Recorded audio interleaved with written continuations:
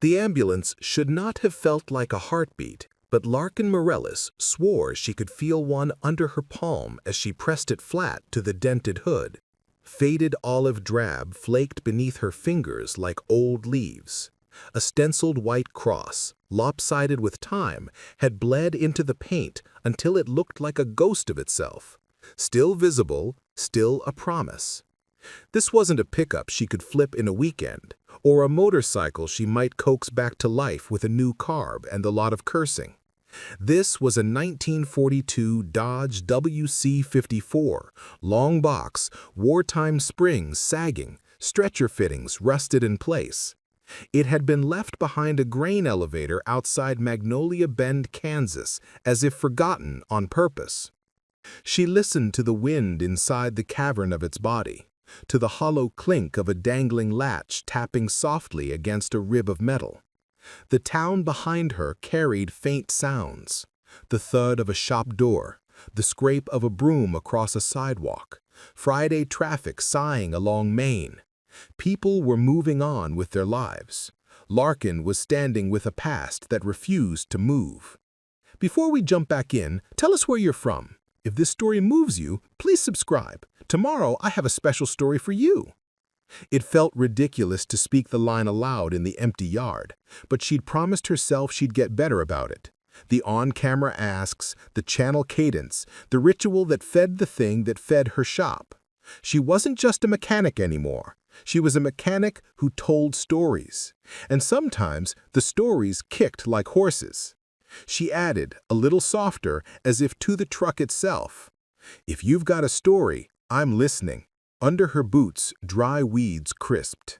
The seller, a farmer's widow named Donna Pike, had shrugged when Larkin asked where the Dodge had come from.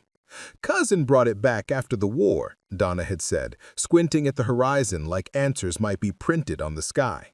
"Said he scared him. Parked it and never looked at it again. He died. I kept thinking somebody would haul it away." "Scared him how?" Larkin had asked. Donna had touched the cross with a knuckle without seeming to notice she'd done it. Said he heard things in there at night. Said it dreamed. That had stuck with Larkin all the way from the farm to her narrow shop off River Street. She'd towed the ambulance at dusk, backing it into the bay like guiding a shy animal. She'd set wheel chocks, killed the winch, and stood listening.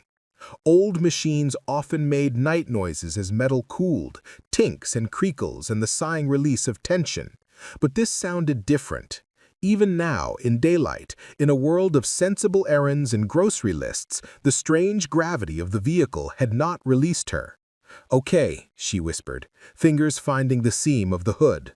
"Okay, old-timer, let's find your pulse." The hood fought her. Rust has a way of making a thing stubborn, and wartime steel was unforgiving.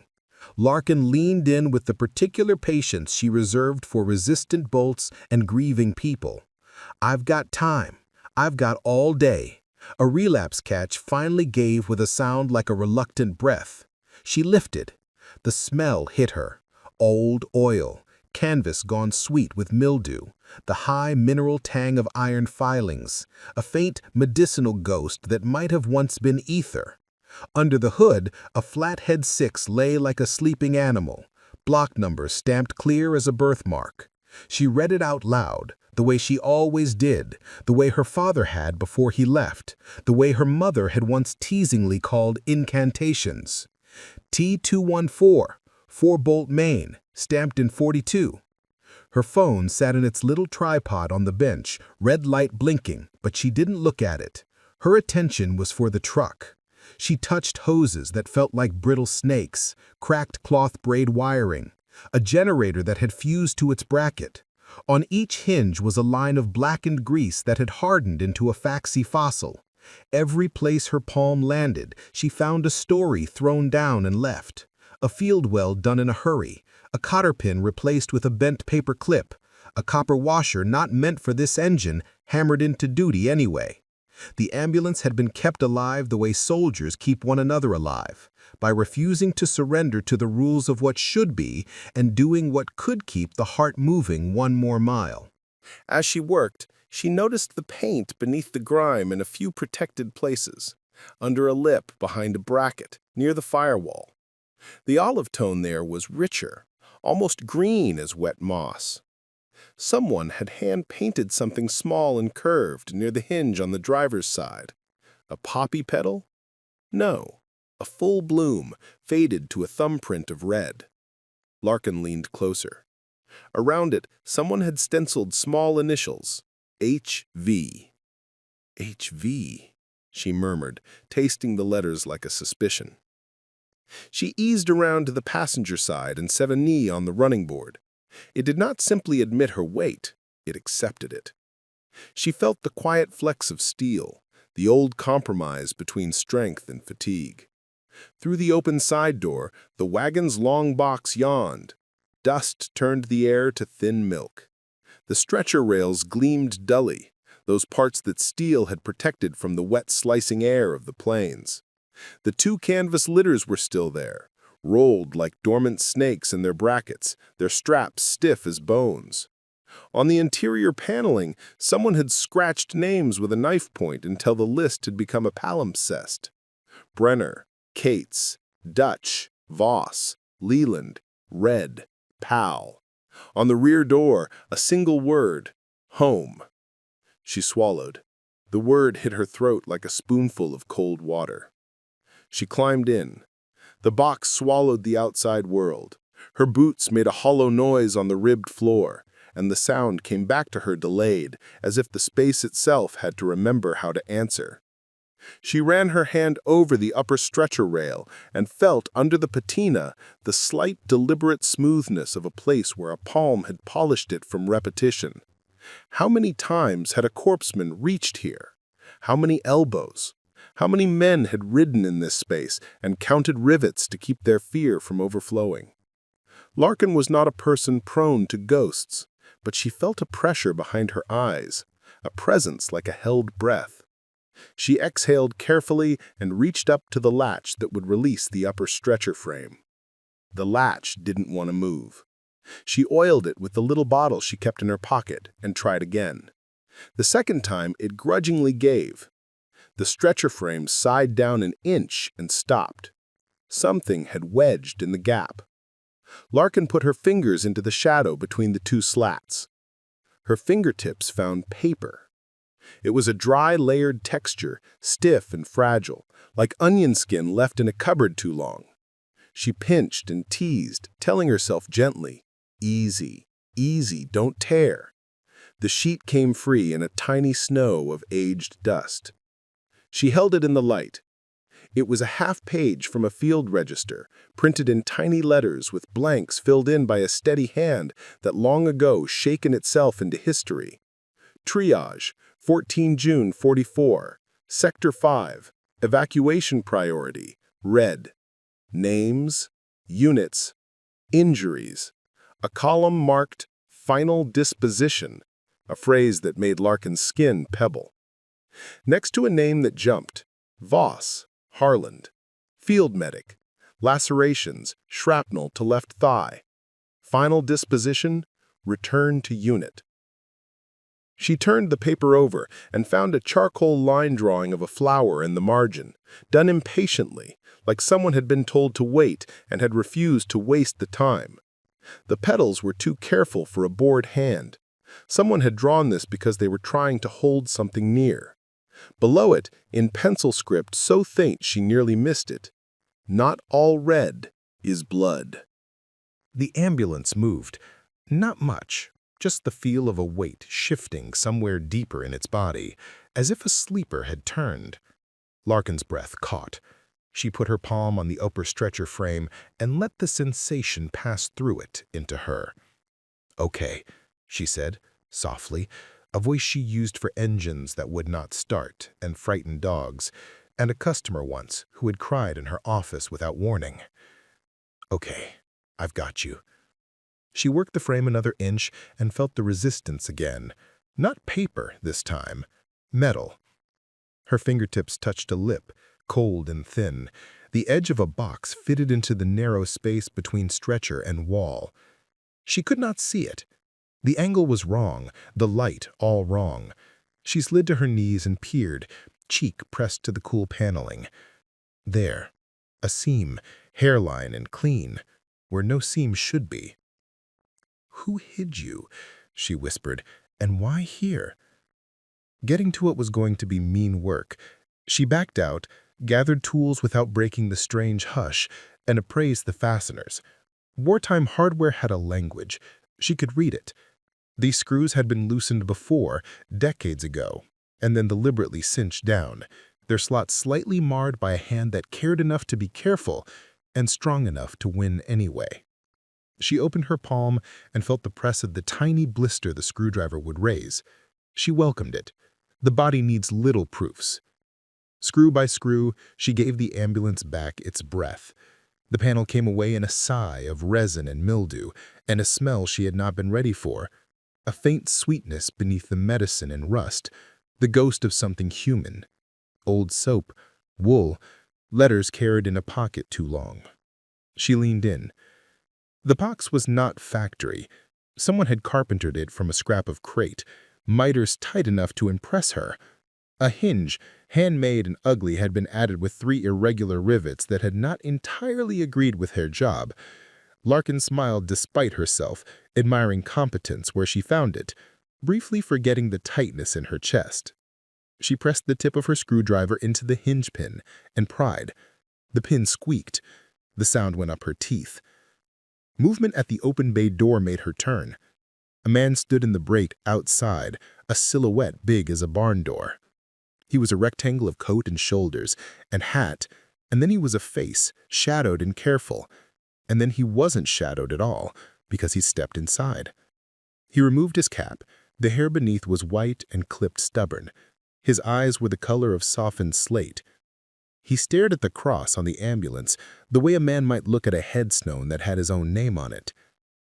"I heard you hauled a Dodge in. I know that shape from a mile." Larkin came to the bay's threshold, the screwdriver still in her hand like an extension of her thinking. "We're close to the public right now, but if you've got a story about her, I'll trade you coffee for it." He smiled at the floor as if something there had told him a joke. "I don't drink coffee after noon. Doctor says it makes my heart walk around, but I consider not drink it if that's the price." He held out his hand. The knuckles were high ridges beneath skin mapped by the years. Eli Cray. The name stirred cards in Larkin's head. The VFW on Magnolia Bend's edge had a wall of portraits and a case of medals behind glass that a local metalworker had made into something elegant. A black and white photo of a private with eyes too old for his face. The name under it, Elijah William Cray. She shook his hand. His palm felt like a well-used tool. "Larkin Mireles." "I know you," he said, with the particular authority of small towns. "You're the girl who fixed the mayor's kid Subaru with the cough, the one who turned that blue Chevy into a song, the one who tells stories about metal." She felt the foolish quiver in her chest loosen. "That's me." He stepped nearer the ambulance as if approaching a skittish horse. The room felt colder where his shadow touched the floor. He traced the outline of the cross without quite making contact. "I rode in one of these," he said, almost to himself. "Not this exact one, but one like it. In Italy, maybe France. The memories stack up. The ones with bleeding edges stick together." "Do you—" Larkin felt the wrongness of the next question and stopped herself. "Do you want to go inside? Do you want to touch the place where your blood might have dried? Do you want to lift something that will open a door you've held shut for 78 years? Ellie rescued her by answering a different question. "Do you know this symbol?" He tapped the little poppy with a fingertip that did not quite land, as if contact would undo something precious. "A poppy," she said, "and some initials, HV." His mouth moved around those letters as if they were food he had not tasted since boyhood. "Harlan Voss," he said, then softer, "Our medic, little guy, hands like a watchmaker, could thread a needle on a truck at 40 miles an hour in the dark. He painted a poppy on the inside of every litter he worked over, said it was a promise, said he'd put a garden in every place men bled." Larkin looked at the crude flower and understood it in a new register. no longer as decoration, but as stubborn devotion. "I found a triage slip," she said, because not telling him felt like a small betrayal. His name was on it. She didn't add what the disposition line had said. "Return to unit." The words felt like a decision someone had made about someone else's body. Eli's eyes went somewhere that wasn't the room. When he returned, they were not wet exactly, but they shone. His father made clocks, he said. Harlan took a spring from one once and made a toy mouse that ran across the barracks floor until the sergeant almost shot it. He used to... He shook his head. "What am I doing? You didn't invite me here to uncork the ocean on your floor. I heard you had an ambulance. My feet brought me without asking." "You can stay," Larkin said. "Or you can leave, or you can sit and not drink coffee. But if this used to be one of your rooms, maybe it wants you in it." He smiled without showing his teeth. "You talk to them like they're alive." "Sometimes they know things," she said simply. Eli nodded like a man gives a benediction and climbed in. He moved like the old soldier he was. Economy without hurry, acknowledging pain without bowing to it. He stood in the ambulance's throat and breathed in carefully. "They smell the same," he said. "Old glue, bandage starch, ink, and time." He put his hand on the stretcher rail exactly where Larkin had, and his hand landed in the polished hollow she'd noticed, and completed it. Her throat pinched. "I was prying open a hinge. There's a box hidden under here." He looked down, head cocked like a bird's. Someone always makes a hiding place wherever there is suffering. Notes, names, proof of being, or proof of something else. His fingertips traced the seam. "You mind?" She shook her head and gave him the screwdriver. He refused it. "No, it's your ambulance now. It will tell you first. That's how it works. You ask the question, you take the answer." He folded his hands in front of him like he was in a church, and waited. Larkin turned back to the hinge with the odd ceremony of being watched by both a man and a machine. The pin slid the rest of the way with a sigh that made the hair on her arms rise. She set the hinge aside. The lid, snugged by decades of dust and a war's worth of intention, held on another heartbeat. Then it let go. Inside lay a parcel, wrapped in oilskin and tied with a lace that had once been white. The oilskin had kept the damp from making a meal of it. The knot was square and plain and perfect. That, more than anything, made Larkin's eyes sting. Someone had tied this the way you tie a package you love. She lifted it, as if moving a sleeping child. The weight surprised her, not heavy, but definite. The weight of letters, the weight of paper that had soaked up time. Eli made a sound, small and involuntary, the kind a man makes when he sees a long road finally end at a gate he'd not been sure existed. "Open it," he said. The words were a breath. "Please." Larkin undid the knot the way she undid stubborn bolts, patiently, with respect for the thread. The oilskin fell open to a stack of envelopes bound with twine, a folded scrap of canvas, and a small metal rectangle like a cigarette tin. The top envelope was addressed in a hand that wrote as if it had been taught under pressure, letters neat as stitches. Mr. Howard Voss, 117 West Silver, Doylestown, PA. The postmark was faint. The stamp bore a flag. She put that letter aside with the care due a living thing. Beneath it was a photograph, black and white, worn to a satin from being handled. 3 men stood in front of an ambulance that might have been this one or its twin. The cross was brighter, the paint fresh. A poppy had just been painted near the hinge, still wet enough to shine. The men were young in the way only young soldiers are, eyes too old, faces too raw. Larkin recognized the set of Eli's jaw even before her brain found the pattern of his younger face. He stood on the right, thinner, a shock of hair under his cap and a grin like the first step out of a dare. In the middle, shorter, with a square grip on his satchel and a slight smile that said he didn't trust cameras, stood Harlan Voss. On the left, lanky, freckled, wearing mischief like a jacket, someone had scrawled Dutch in pencil on the border. Eli's hand covered his own younger face on the photo. His thumb trembled. "Where did you find this?" he asked, and did not wait for the answer. He existed, and I didn't dream him. Larkin felt like she had been told to hold the lid of a sky. "There's more," she said, because her hands had to keep moving, or she thought she might curl up around this ache and not get up. The little metal tin had a red cross scratched into its lid with a nail. She lifted it. It was nickel cold and heavier than it looked. It resisted her thumb as if grateful for a last second of privacy. She opened it. Inside lay 2 dog tags on a chain and a ring threaded through them. The ring was plain and thick and dented, engraved inside with a date and 2 initials. The dog tags told their raw lesson in blunt type. Voss, Harland, Oneg, Kath. Below them on a second tag, Cray, Elijah W., A. Poss, Prot. Larkin's breath left her body like she had been pushed. She heard Eli make a sound that had no word in it.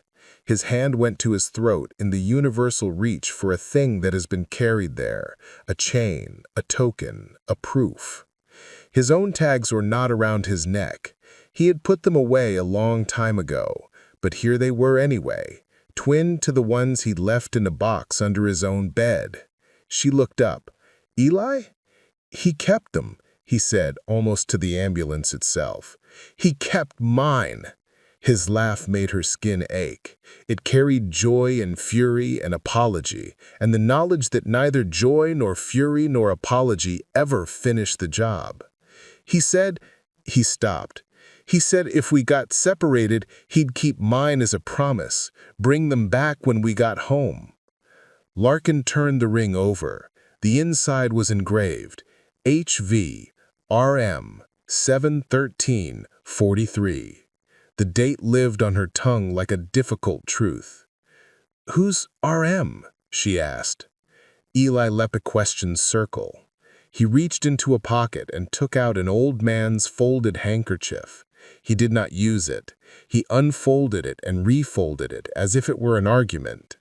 French or Italian or... Those were the places we learned to say yes in without knowing how to spell. A nurse, a girl who could sew the edge off a bullet wound so a man forgot it would hurt in the rain. He never told me her name beyond 2 letters, said he'd tell me when we all got home. Larkin looked again at the ring. She felt the room shift in the way rooms shift when a new truth arrives and sits on a chair that had been empty. There was one more thing in the tin, a folded scrap of what had once been bandage paper. Larkin lifted it with 2 fingers, aware of the brittleness, aware of Eli's breath holding itself next to her. She unfolded it. The pencil had faded to the color of old rivers. The lines were steady but pressed hard, the way someone writes when what they are saying is heavy enough to need to be carried by the page. "If you find this, you have my care. To the driver of WC54, number 73, to anyone who can read a poppy, to anyone who knows the difference between leaving and abandoning. I made a mistake. We got hit at the hedgerow before Carenton. Dutch took it in the chest. Eli took shrapnel in the thigh but could still walk mad. The sky was a noise. The ground was soup. We crawled like babies and kings. We were nobody and everybody in that ditch. They called for me from both sides of the gunfire. I went where the blood was brightest. Eli told me to go back for Dutch's tags, and I said no, because he was breathing then, and the breathing had a sound under it that didn't belong to the living for long. The driver got us out. He had a family. He showed me their picture. He put it back in his pocket before he died. I made a mistake. I told Eli I'd bring him home. I told Dutch I'd hold the last thing he said. I told the driver I'd carry his picture to his wife. I could not carry all that at once. I carried what I could. I put the rest here.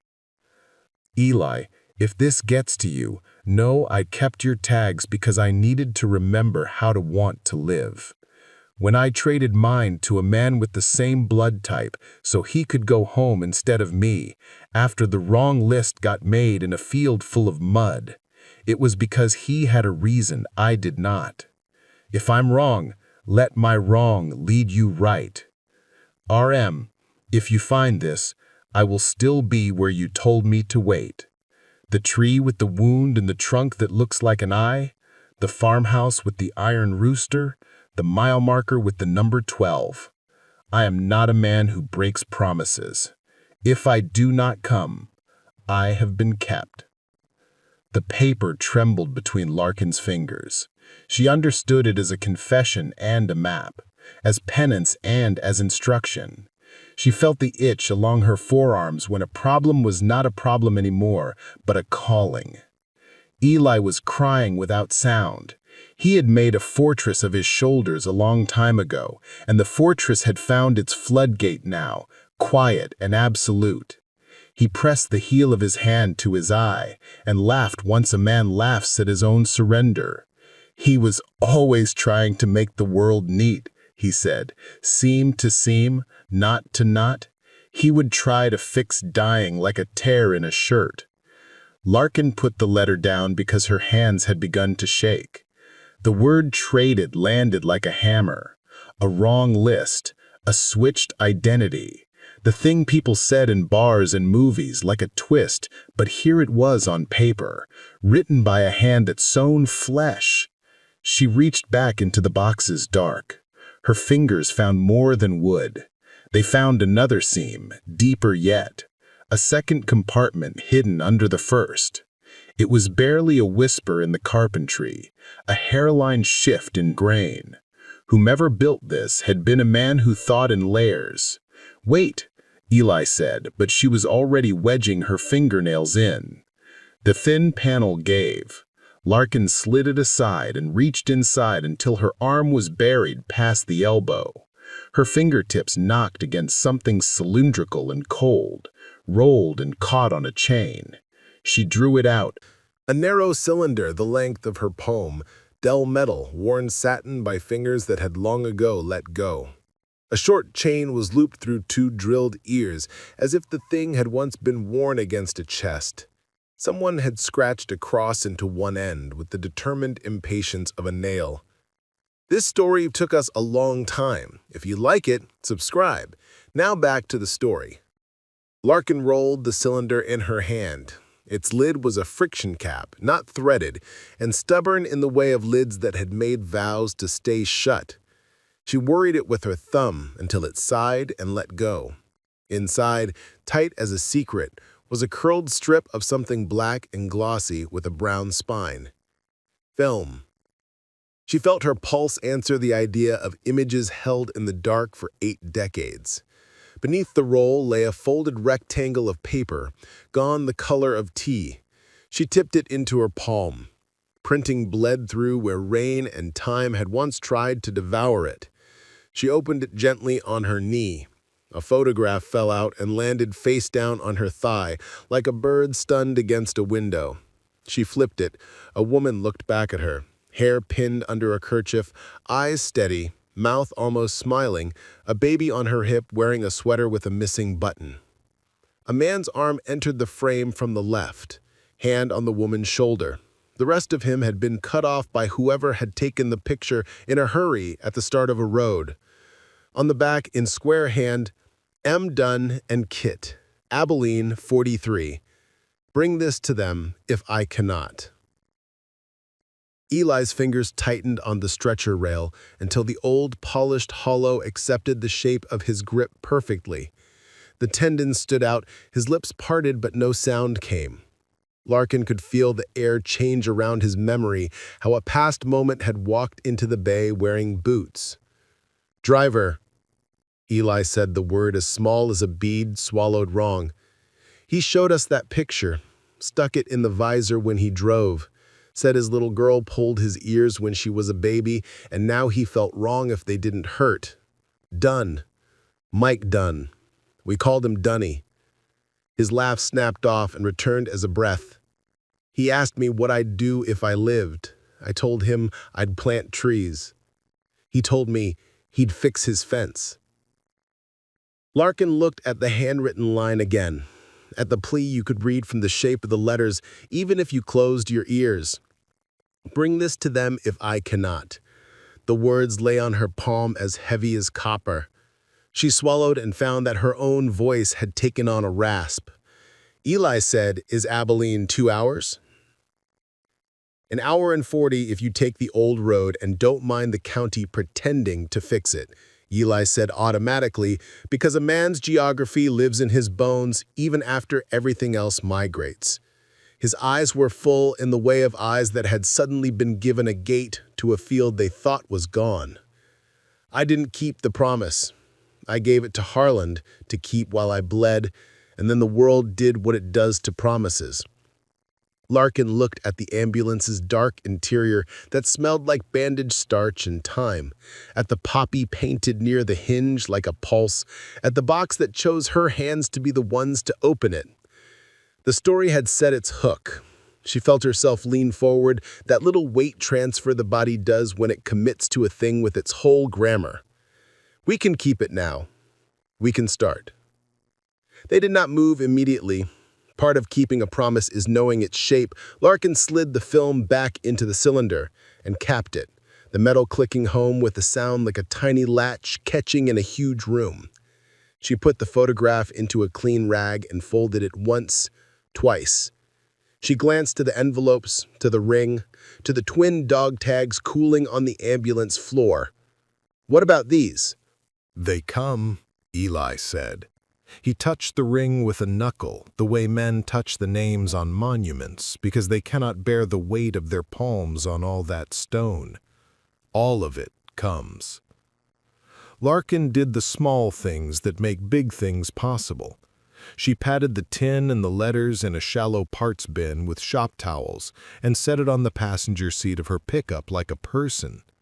She checked the tow straps on the Dodge and did not loosen them. The ambulance was not ready to run, not yet, and she would not rush it to satisfy a feeling. She locked the bay, turned the sign, and slid behind the wheel. Eli sat rigid with the freight of the moment, his shoulders squared as if a sergeant had just called a list. He had insisted on riding with the ambulance behind them, in the mirror, where he could feel its presence back there like a slow heartbeat. Larkin didn't argue. She had learned that what a man needs for courage is sometimes simply the position of his body in relation to what he loves. The old road ran through wheat stubble and a long memory of floods. Power lines marched like patient men. At the washout near the quarry, Larkin slowed without thinking, feeling under her hands the same caution she used when easing seized threads free. The sky was a pale enamel bowl, the kind you can chip if you handle it wrong. Eli sat with his cap flat in his lap and looked out at Kansas as if it were an album. "Harland used to say Kansas is a poem that rhymes with itself," he murmured without turning. "Field to field, wind to wind." "You loved him," Larkin said, and didn't make it a question because the answer was in his voice and in the box at her feet and in the way the ambulance had waited to be found by someone who would notice a poppy thumbprint near a hinge. Eli made a sound that agreed with truth. "We were boys who learned to be old men before we learned our own handwriting." He breathed. "I loved him like the last good thing a day gives you before it slips." They reached Abilene, and the new part of town slid past them with its glass and soft-serve machines and ideas about time. The old streets announced themselves with porches and the argument of paint and mufflers tied up with wire. Larkin drove by feel more than map, following a logic that said a man who needed to fix his fence lived where he could see it from his kitchen window. The address on the back of the photograph matched her hunch, 412 Pecan, a weathered bungalow with a wide front step and a rooster weather vane iron black against the pale sky. Larkin felt her chest roll when she saw it. A rooster, iron, not atop a steeple, but a stub mast welded onto the garage roof. The silhouette was crude and perfect. The porch boards spoke when they stepped onto them. After a knock, the door opened to a woman in her late 50s who had her father's chin, though Larkin did not know that yet. She wore a flannel shirt with paint on the cuffs and had a pencil stuck behind her ear. Her eyes took in Larkin's boots, Eli's careful hat, the toe straps stretched down the curb to a long olive shadow, and they did not blink the way some people do when something too large to process refuses to wait its turn. "Can I help you?" she said, but her voice already knew it was being asked to do more than the words. "Ma'am," Eli said, and took his hat off in a motion grown from the same root as his bones. "We might have something that belongs to you, or to your mother, or to the part of your family that carried the picture of a baby named Kit in a war." The woman's hands found one another without her telling them to. "Kit," she repeated, as if testing a set of keys and finding they still fit. "I'm Mara Dunn. Kit was my mother." Larkin opened the rag and held out the photograph. Mara took it like a priest lifts a sacrament, and then like a daughter pulls a quilt to her chin. She pressed her mouth to it and breathed the smell of old paper as if it might be the smell of her mother once more. When she lowered it, her face had changed in that way faces do when something in them that was waiting sits down and says, "I am home." "My grandfather," Mara said, "Michael Dunn. He went and didn't come back. My mother said she could still hear his boots at the foot of the bed some nights. She said grief is a kind of rhythm you learn to clap along to, or else it runs you over." She looked up at Eli. "You knew him." "I rode behind him," Eli said, and the words carried a whole ocean. "He kept a picture of your mother in the visor and swore it kept the roads from breaking under us." Mara stepped aside. "Please, don't stand there like you're telling me the weather. Come in and sit where telling is allowed." The house smelled like lemon oil and sawdust. On the mantel, a row of photographs watched the decades behave. A young woman Larkin recognized now as Kit stood in a white dress in front of a courthouse with a man whose suit said he was both nervous and sure. A boy with a cowlick held up a fish long enough to pretend he wasn't going to let it slip. A school portrait yellowed toward sepia. There was a space on the right end of the row, the sort of curated empty that says waiting. They sat. Eli did not look at the couch. He looked at the floor first, like a man gauging whether the ground would hold his weight. When he spoke, his voice had the steady cadence of someone reading names. "We found a box hidden under a stretcher in a Dodge WC-54. A medic named Harland Voss hid it there. Inside was this picture and a note that said, 'Bring this to them if I cannot.' We believe your grandfather gave it to Harland the day he was killed." Mara's hands found the point of safety between clasping and letting go. She listened to the words and then to the room around them, as if the house might contradict or affirm what she'd been told all her life. "My mother kept a shoebox with the telegram, a thin strand of the visor fabric she said his fingers had worried when he drove, because the car he left behind had a spot like that. And she liked the idea that trucks have favorite corners too. He was 30. I have his hammer. It fits my hand like it remembers me." Larkin felt the ambulance behind them like a long exhale from the curb. She had the sense that something else was in the room with them now. The line that runs from a man to his daughter to his daughter's daughter, a wire no storm can erase. She glanced at Eli. He was holding both his hands palm up on his knees, as if expecting something to be put into them and not sure he deserved it.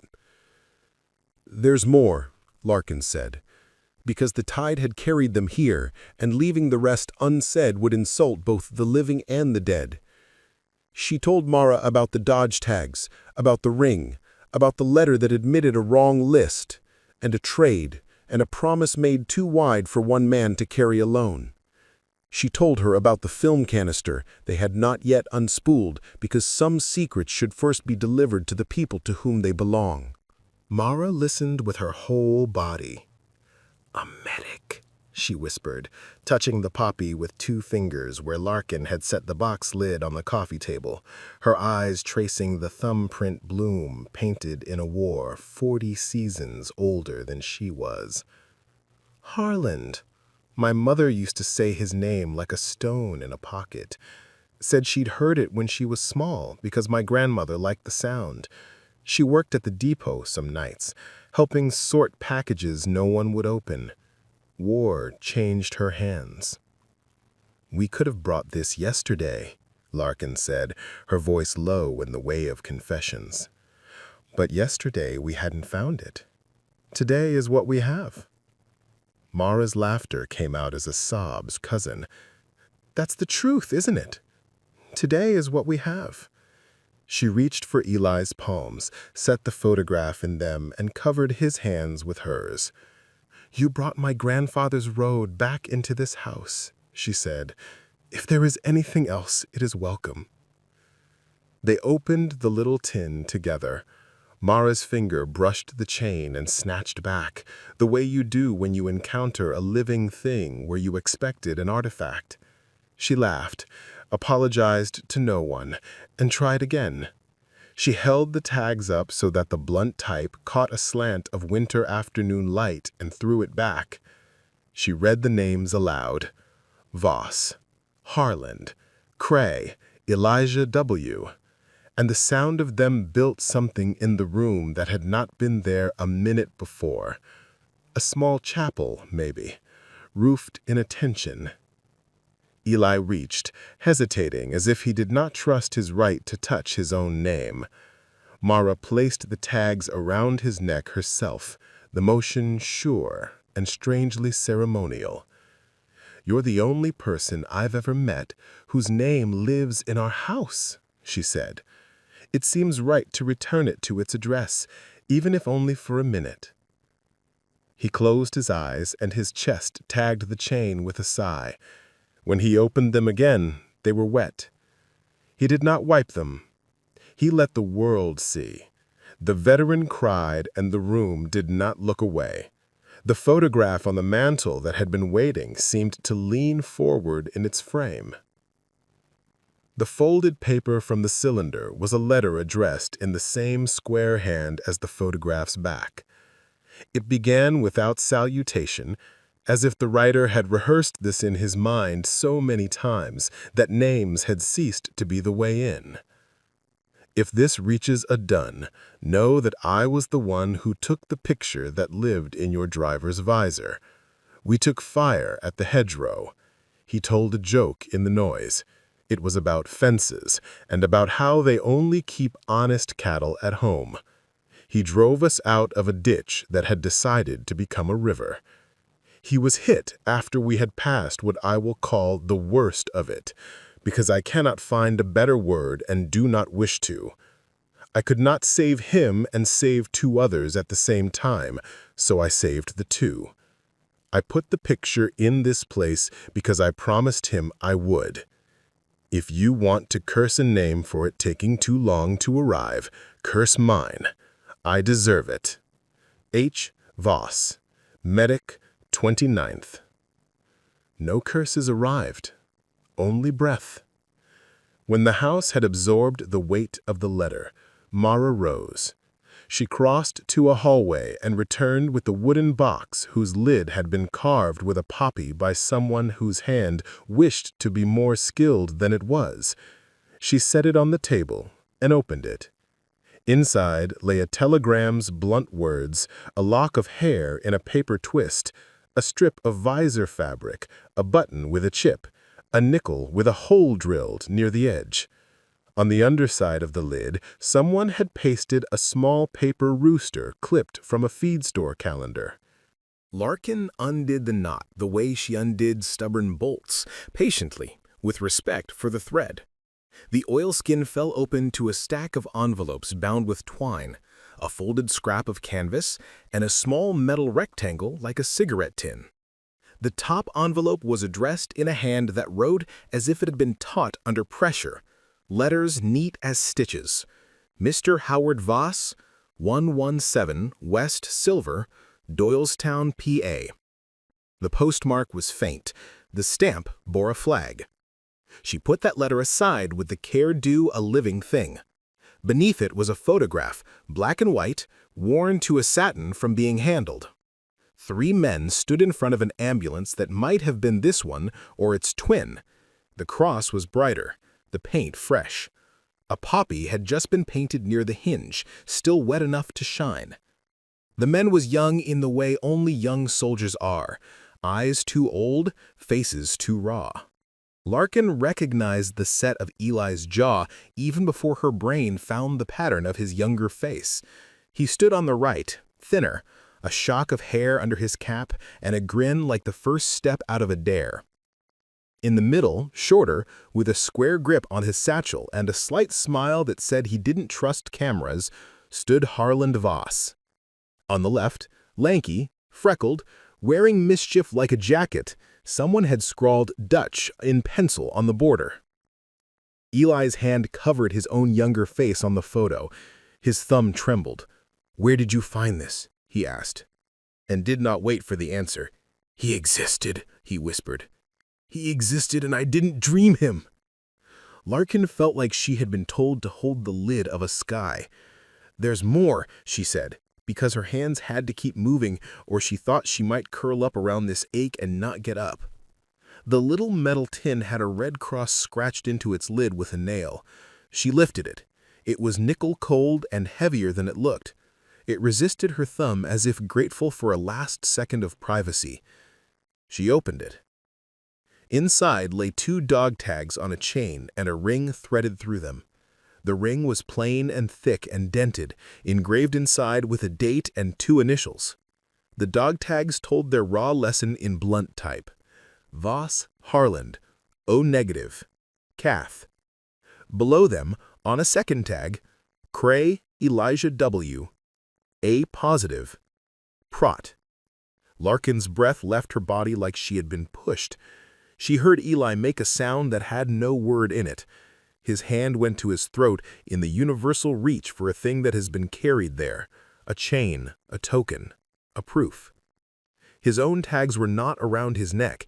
He had put them away a long time ago. But here they were anyway, twin to the ones he'd left in a box under his own bed. She looked up. "Eli." "He kept them," he said, almost to the ambulance itself. "He kept mine." He laughed made her skin ache. It carried joy and fury and apology, and the knowledge that neither joy nor fury nor apology ever finished the job. He said, he stopped. He said if we got separated, he'd keep mine as a promise, bring them back when we got home. Larkin turned the ring over. The inside was engraved, HV/RM/7-1343. The date lived on her tongue like a difficult truth. "Who's RM?" she asked. Eli let the question circle. He reached into a pocket and took out an old man's folded handkerchief. He did not use it. He unfolded it and refolded it as if it were an argument. He said, "French, or Italian, or..." Those were the places we learned to say yes in without knowing how to spell. A nurse, a girl who could sew the edge off a bullet wound so a man forgot it would hurt in the rain. He never told me her name beyond 2 letters. Said he'd tell me when we all got home. Larkin looked again at the ring. She felt the room shift in the way rooms shift when a new truth arrives and sits on a chair that had been empty. There was one more thing in the tin, a folded scrap of what had once been bandage paper. She lifted it with 2 fingers, aware of the brittleness, aware of Eli's breath holding itself next to her.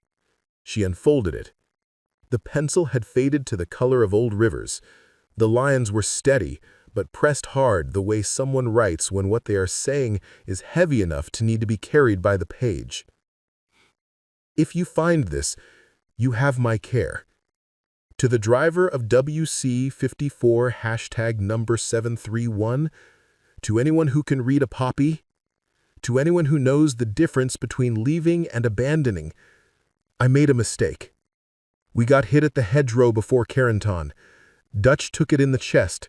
Eli took shrapnel in the thigh, but could still walk mad. The sky was a noise. The ground was soup. We crawled like babies in kings. We were nobody and everybody in that ditch. They called for me from both sides of the gunfire. I went where the blood was brightest. Eli told me to go back for Dutch's tags, and I said no, because he was breathing then, and the breathing had a sound under it that didn't belong to the living for long. The driver got us out. He had a family. He showed me his picture. He put it back in his pocket before he died. I made a mistake. I told Eli I'd bring him home. I told Dutch I'd hold the last thing he said. I told the driver I'd carry his picture to his wife. I could not carry all that at once. I carried what I could. I put the rest here. Eli, if this gets to you, know that I kept your tags because I needed to remember how to want to live. When I traded mine to a man with the same blood type so he could go home instead of me after the wrong list got made in a field full of mud, it was because he had a reason I did not.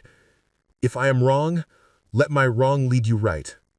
RM, if you find this, I will still be where you told me to wait. The tree with the wound in the trunk that looks like an eye. The farmhouse with the iron rooster. The mile marker with the number 12.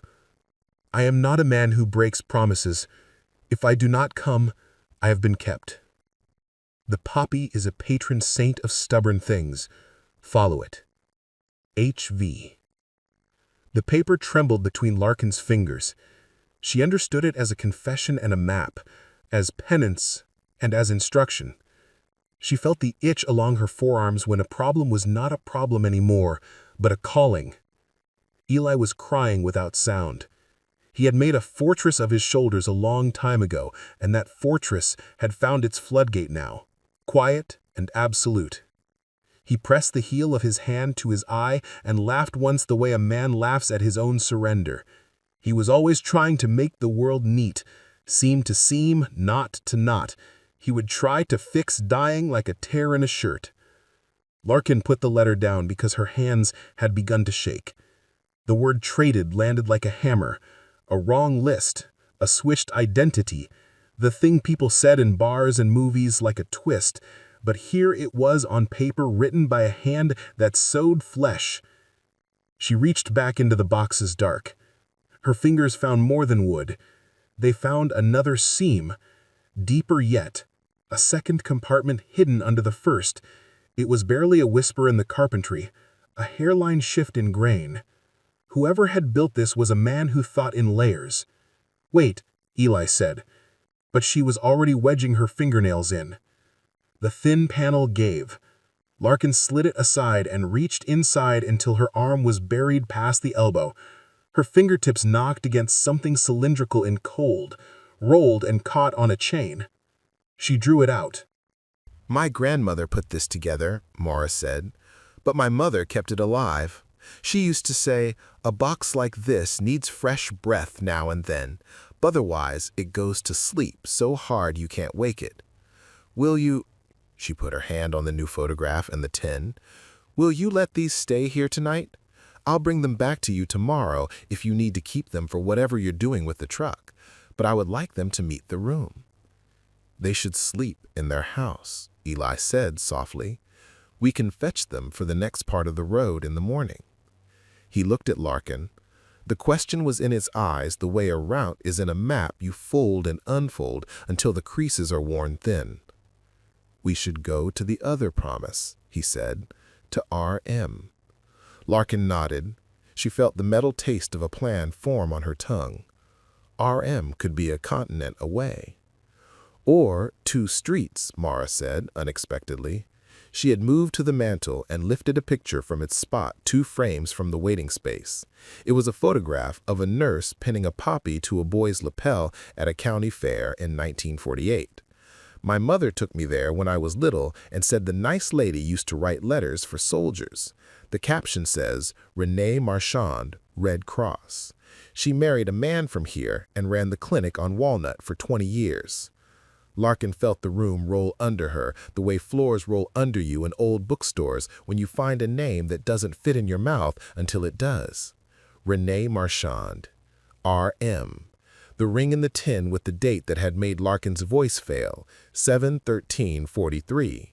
She came home, she said, and the word had a new hinge. Not to France, to here. Mara nodded.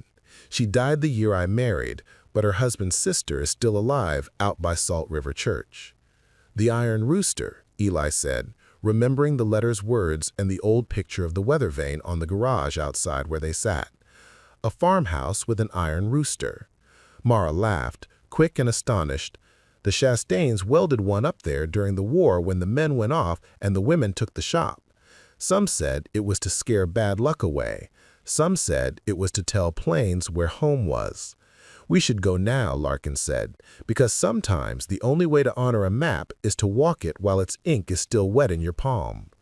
They left the box on the table so the house could learn what it had received and drove east again. The road narrowed and then became the old notch where wagons had worn it clay until it educated them in a better path. Cottonwoods gathered along Salt River as if the trees had agreed to be a parish. The church sat white under a sky that was beginning to think about evening. A rooster weather vane clung to a farmhouse roof across the pasture, iron black against the light like a cutout from a child's book. They turned up a drive that had known tractors and long conversations. A woman in her 80s stood on the porch with a sweater wrapped around her shoulders in a way that looked permanent. She didn't cup a hand to her ear to see who had come. She watched like a person who has been the destination of journeys before. Mrs. Chastain, said Larkin. I'm Larkin. This is Eli. I know who Eli is, the woman said, smiling with an entire decade. He once fixed our windmill with a length of wire and a promise he'd come back with better. She glanced toward the tow strap and the olive-drab silhouette against the road, and her eyes did a small, precise thing that suggested a lifetime of not letting a lot show at once.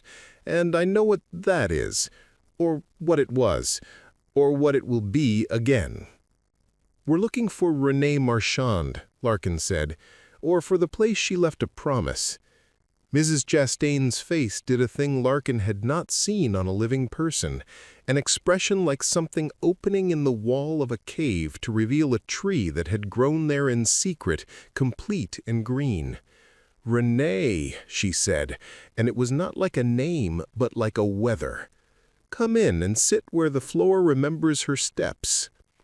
Inside the house had a grammar of quilts in enamel pans and photographs that had decided to be furniture. On a small table beneath a window, a poppy lay in a glass. Today's is silk, Mrs. Chastain said, following Larkin's glance, but sometimes I put one from the ditch in there if the county mowers have been lazy. She married your brother? Eli asked, his voice gentle.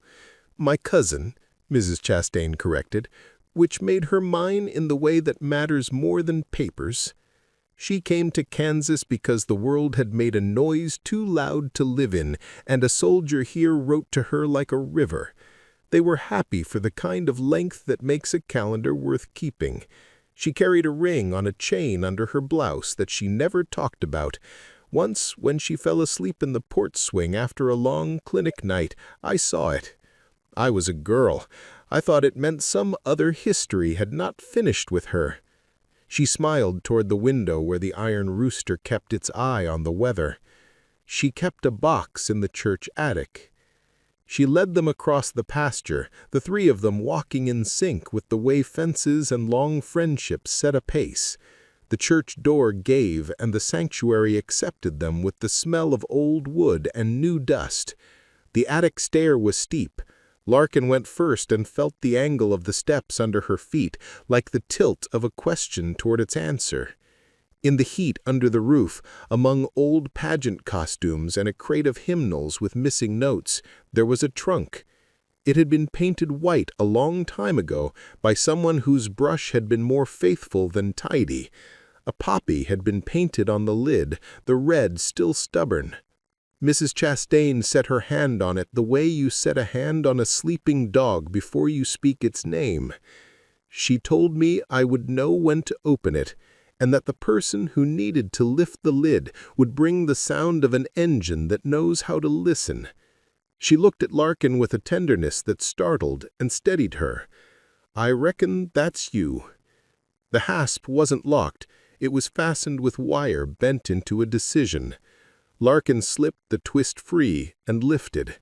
Inside, neat as a drawer in a heart, were bundles of letters tied with thread so thin it had become rosy with age, a nurse's cap folded into a shape that seemed to hold work even now, a Red Cross armband, a map with hedgerows drawn in pencil so dark they might have been burned into the paper, and a small wooden box with a sliding lid. On that lid, scraped in tiny cuts, was a poppy and the letter H. Eli knelt as if his knees had found the old ways of kneeling on their own. His hands hovered over the bundles but did not land, as if the heat from them might undo the knots time had made. "Harland," he said, and the attic held the name like a bell.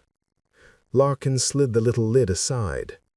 Inside lay a letter in a different hand from the others. Square, yes, but with a left-leaning insistence, as if the writer had been holding back a wind.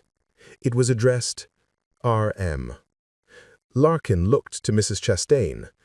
The old woman nodded, the authority of a life well lived making the gesture something more than permission. Larkin unfolded the letter and read, each sentence stitched to the next with a surgeon's care. Renee, if I have learned one thing repairing the world the way a boy repairs a pocket with a straight pin and no thimble, it is that you cannot hold everything you love in one hand without spilling. I traded my tags so a man with a family could get on a plane home, while I stayed to crawl another ditch. If I am right to do so, you will never know. If I am wrong, these words will have to do the work of a mouth that can no longer find you. I have put the things I could not carry under the stretcher where my hands learned the shape of men's bones. If a road leads them to you, may they wake the part of your life that learned to sleep so the rest could live. If a road does not, may the poppy be a compass anyway. Not all red is blood, you told me once, scolding me for flinching at the color on your lips from strawberries. I keep repeating it when the world forgets. If a boy named Eli brings you this, tell him I remember the sound his laugh made in a ravine where laughter had no right to live. Tell him I carried his tags like a promise because he gave me one when I had none left for myself. Tell him I kept a ring not because I own what it binds, but because sometimes a thing you cannot finish needs to be held by a steady hand.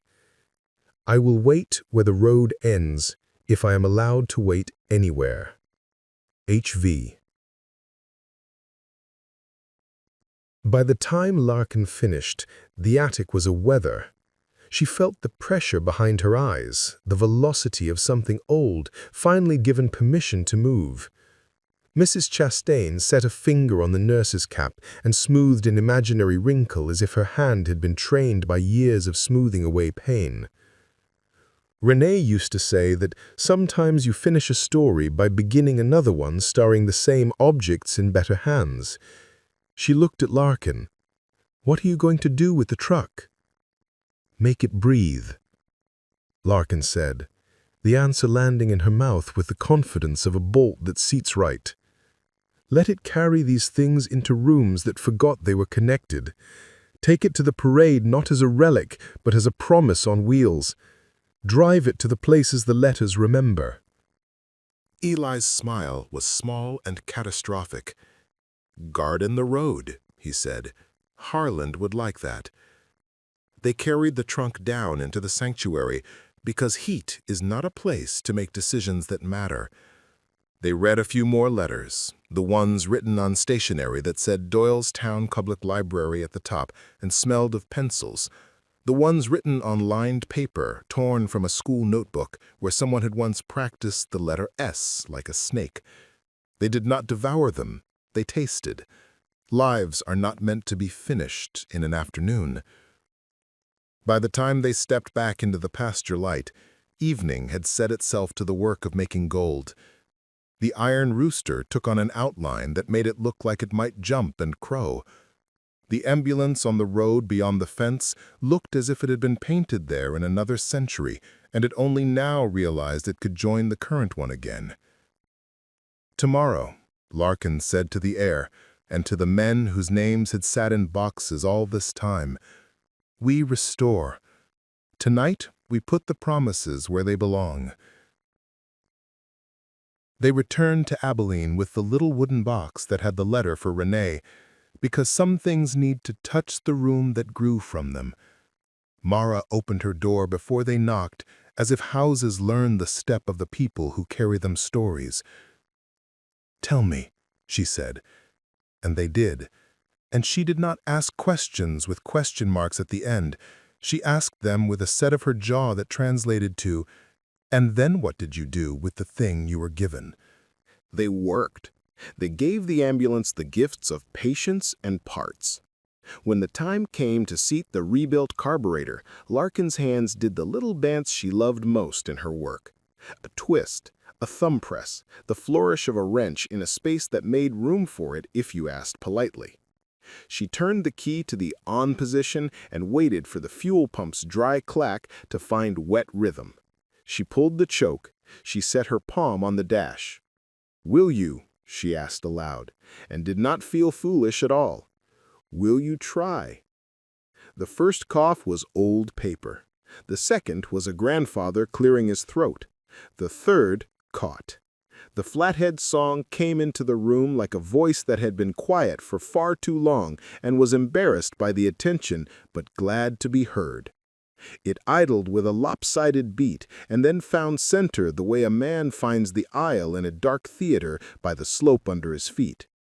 Eli shouted once, high and boyish, and then pressed the heel of his hand to his eye again, because boys eventually grow into men who understand the cost of happiness and pay it willingly. Larkin laughed out loud and let the sound go up into the roof and back down, rattling the old license plates she kept on the wall for luck. She killed the engine before it decided to live beyond its strength. She did not need it to prove anything more today. It had told her it wanted to come back. That was enough. She rolled a thin layer of fresh paint over the old cross, not to erase the past, but to re-speak it in a voice that could carry. She found the poppy near the hinge and did not repaint it.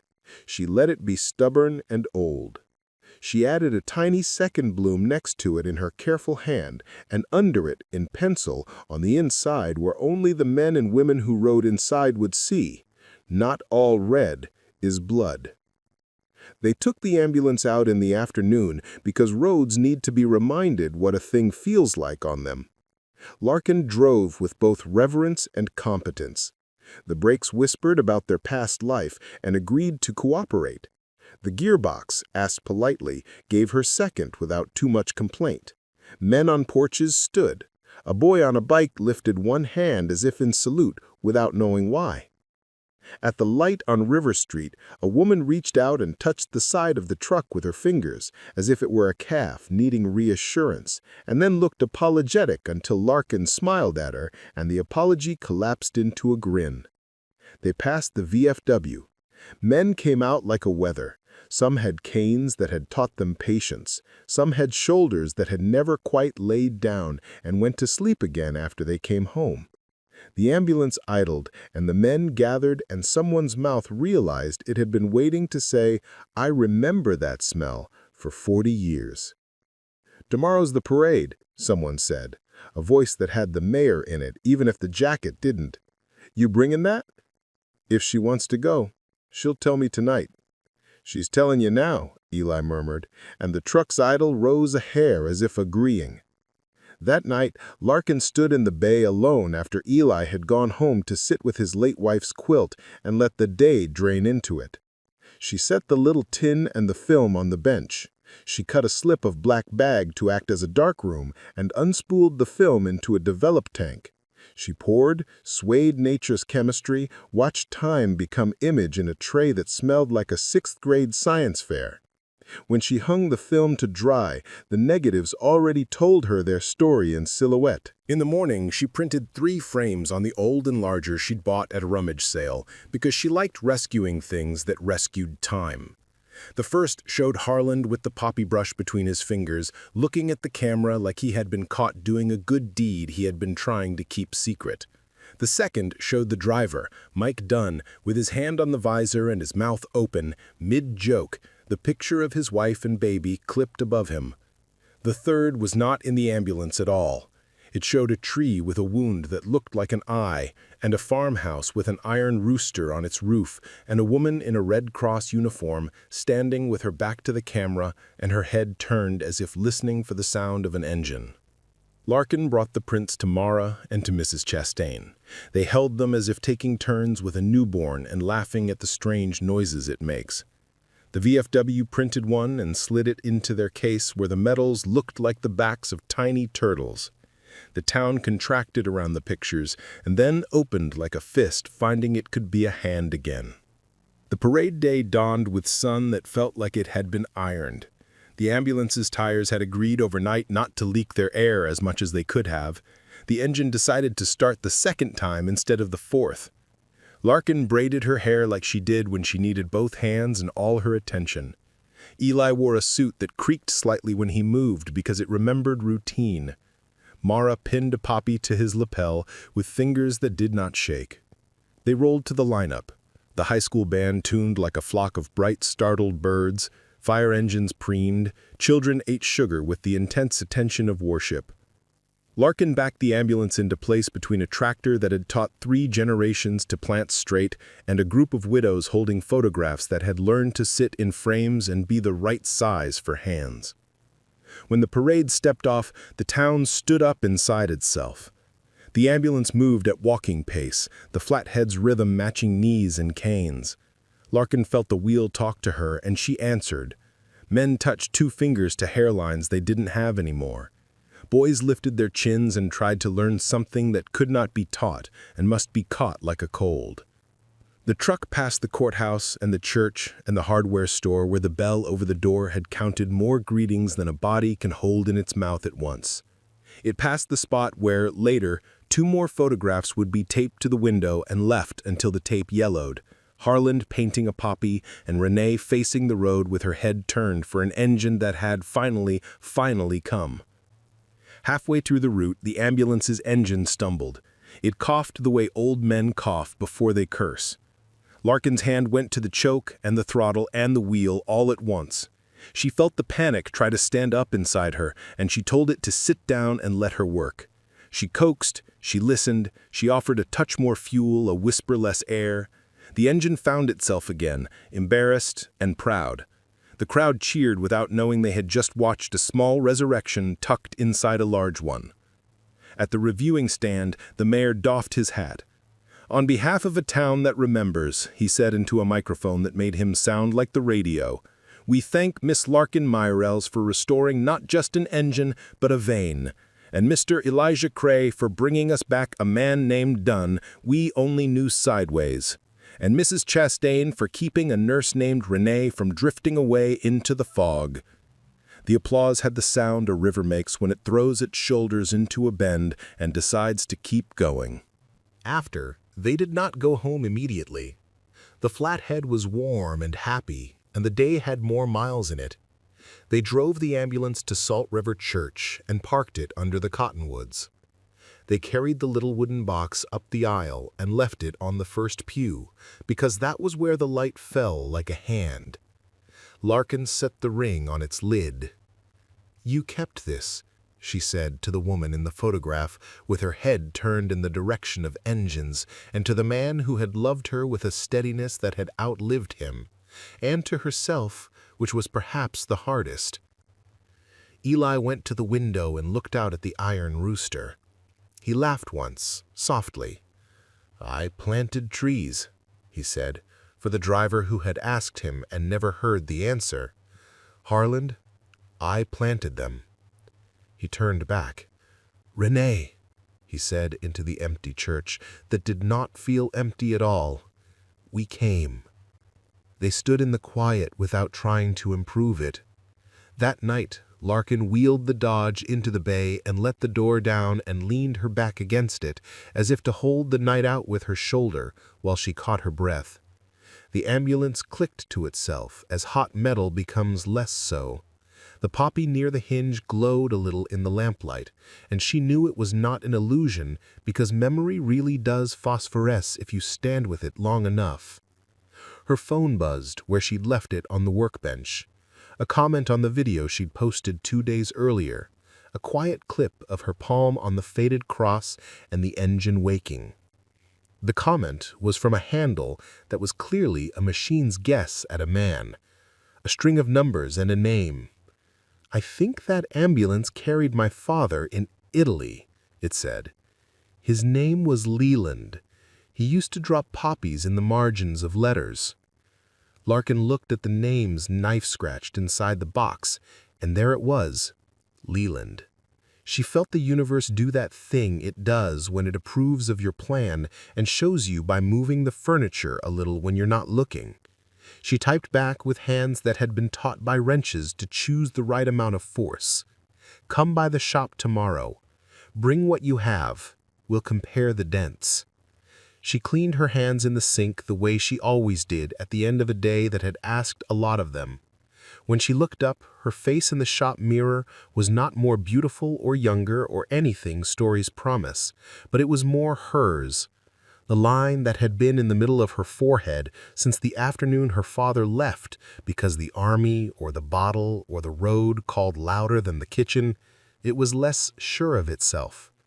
She touched it, and it laughed under her finger and went back to being a line and not a map. Before she cut the lights, she walked to the ambulance's open side door and set her hand where the polished hollow curved under the stretcher rail. This time when she closed her eyes, she did not feel a stranger's heartbeat. She felt her own, and it matched the truck's. "Tomorrow," she said, "we keep going." The town kept pace. The next day brought a man with a shoebox that smelled like cinnamon because his wife had stored keepsakes next to the spices by accident and then never corrected the geography. It brought a woman who said Renee had once sat with her in a hallway while she miscarried and told her she was still a mother. It brought a boy who thought engines were magic and then discovered that they are simply work that wears good shoes. It brought grunt labor and the kind of tenderness that looks like it might be grunt labor if you don't look closely. She gave rides to a man who had not been able to climb into the cab of anything bigger than a memory in 40 years. To a woman who'd been a welder at the Chastain shop and wanted to ride one more time behind a cross and say, "There, I did that. I held the torch that made the hinge, that held the door that let the boys in." She let them sign the inside paneling under the new poppy and the old. Some wrote names. Some wrote sentences like prayers. Some just pressed their fingers there and left fingerprints like constellations. One evening, Eli arrived with a package shaped like a book and wrapped in brown paper with 3 kinds of tape, because that is how you armor a thing against distance. It came from Pennsylvania. Inside was a clock. Small, brass, the sort of carriage clock you wind with a key and listen to because you don't need the time, but you need the sound. A note lay on top in a clipped, precise hand, a librarian's hand, signed by a woman whose last name was Voss. "My grandfather taught me to set springs. He taught me to make them sing without snapping. He talked about a medic named Harland, like a person you love but who refused to come to dinner.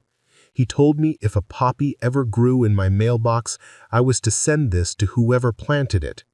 Please wind it and let it count the hours for people who thought theirs were done." Larkin wound it. The tick went into the ambulance's body and found spaces between its own sounds where it fit like a second language you realize you've always known. Eli stood with his head bowed slightly, listening as if to a sermon he had been waiting on since 1944. "Time," he said. "Look at that. It kept some for us." They did not go to France that winter.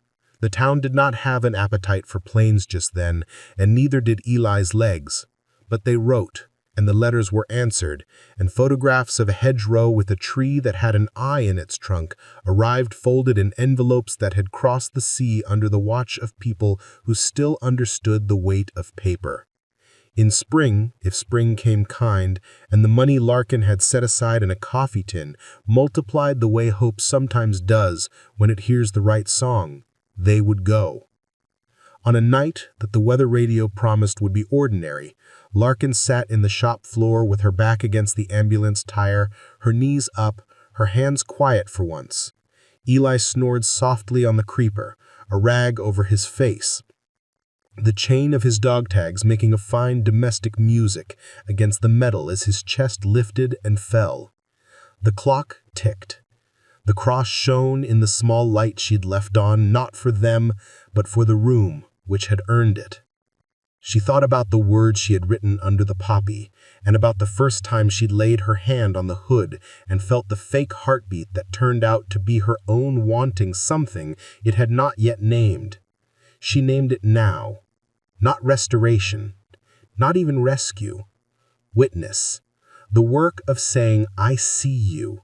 I hear the rhythm you kept, even when no one was listening." She stood, stretched, and clicked the shop lights one by one so the dark rose carefully and didn't startle anything old that still preferred company. At the door, she turned and looked at the Dodge as it sat full length under the ceiling span like a promise made structural.